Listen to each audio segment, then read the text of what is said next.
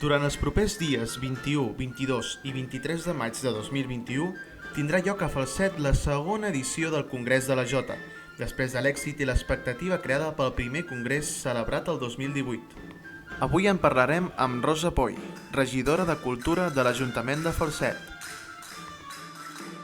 Quan l'Institut Ramon Muntaner, un dels organitzadors, va proposar a l'Ajuntament la possibilitat de que aquest congrés es desenvolupés aquí a la població,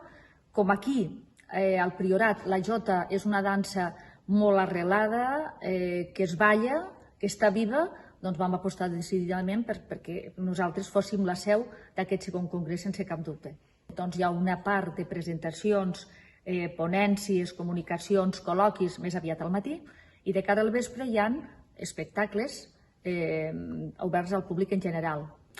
Les ponències en si, lògicament, perquè venen experts de tots els països catalans, tant de ses illes, País Valencià, Catalunya, inclús l'Aragó, els territoris on la jota és la dansa per excel·lència, i, per altra banda, si tingués que destacar un dels espectacles, fora el de dissabte al vespre, un espectacle que es titula Camins de Jota,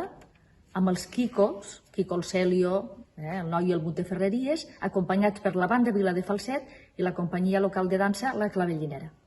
Continuarà, evidentment, suposo que ells també tenen que valorar la possibilitat de que la propera edició es pugui ubicar potser en una altra població, una altra ciutat. En qualsevol cas, nosaltres estem disposats també a acollir-los si també ens ho proposessin, nosaltres estem disposats absolutament.